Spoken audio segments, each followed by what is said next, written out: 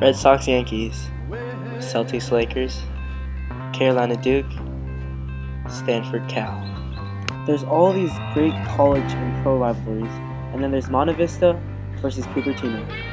Monte Vista, being founded in 1969 and Cupertino in 1958, have been rivals for decades and decades. They play once a year with the goal of returning the Hellman Trophy to their school. Every year, students and staff publicize the game, increasing its anticipation. And each time they play, the stands are filled with school pride. Monte Vista has been the dominating team of past, winning the last 11 games. And this year, senior running back Justin Senna rushed for 302 yards and scored 4 touchdowns to fuel his team to a comeback win.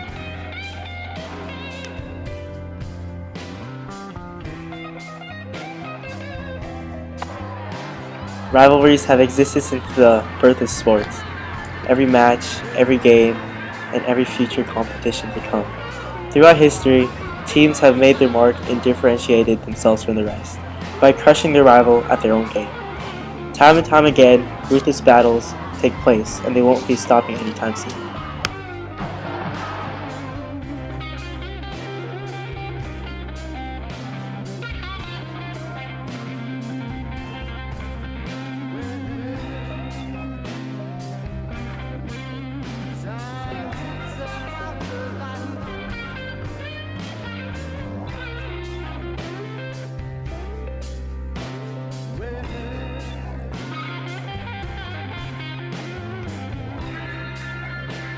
School life?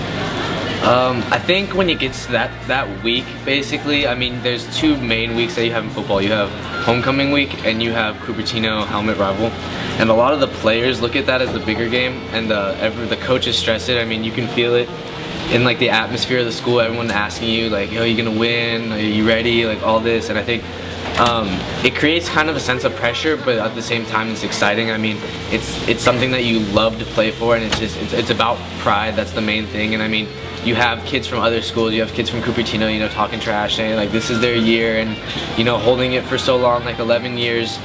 There's kind of become like a tradition that where you're expected to win, you're expected to beat Cupertino, you're expected to be the better team. So I think the intensity level around the school just amps. Okay.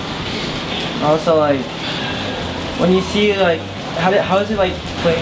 It's great. I mean, it's fun, you know, like, because deep down, you know, again, the idea of playing Cupertino is, like, they're our rival, you know, you're not supposed to like them, but at the same time, when you're playing guys that you used to hang out with, it's fun to, like, catch up and, you know, be able to go up and hang out with them again, but, like, at the end of the day, the main focus is winning the game. So, I mean, you know, stay focused on winning, and then after the game, say what's up to your friends, but you know, focus on the task that's at hand. It's weird, because you always think of this other school as, well, your rival school. You think of it as just a big blob of bad. Yeah.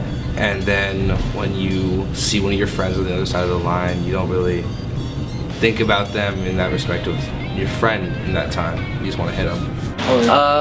If anything, I think it goes back to it increases competition, because you know, when I'm on Monte Vista, they're on Cupertino, you know, it's a rival. It's been like this for the last 60 years. So I mean, I think if anything, it gives me more motivation, more incentive to go out and win and prove a point, basically, prove that we're the better team, and you know, we're gonna go out there and show it to you. So I think playing your friends is a way that motivates me to do better in the game.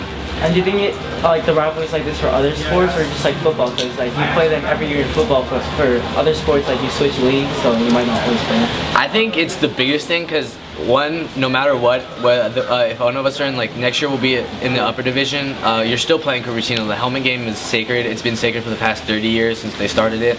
I think no matter what, Cupertino Monte Vista rivalry will always be the biggest. I could be a league champion, or I could be bottom of the league, but as long as we beat Cupertino, it feels like you've achieved something. Yeah. And how do you think this rivalry has helped your team to, like, improve their success in the season? I don't know, it's just something you strive for. It's always been that one rivalry game. Right. And Like if you lose in this game, how hard and how long do you think about it compared to like any like other game you lose? It's a ruined season. It's a ruined season. It's a ruined season. And how does it feel like playing against, like, if you have any friends again on Cupertino? It's weird, because you always think of this other school as, well, your rival school. You think of it as just a big blob of bad. Yeah. And then when you see one of your friends on the other side of the line, you don't really think about them in that respect of your friend in that time. You just want to hit them. And then like after, like if it's just like if you're meeting them for like to like hang out or something, how is it like awkward, or do you ever get in like arguments or anything about? Well, I mean, as long as they don't bring up the game, I don't think they have anything. Because we always have bragging rights. We haven't lost for 10 years. And how do you feel about like all the trash talking that happens in the off season?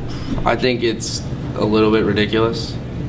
I mean, you talk with your pads. Yeah. And there's people consistently just on social networks like, oh yeah, we did better. And even my teammates do this. But the true measure of how good you are isn't how fast your mouth moves, it's how fast you move, and that's pretty much it. And how do you feel about the fight that occurred a few years ago in the game? My brother was in it, so that was kind of weird, as I was in the stands and I saw a huge, like, that wasn't that big, but it was a fight, and Cupertino wasn't really doing well during that game. I don't know, it's always made me think of Cupertino as kind of a scrappy opponent.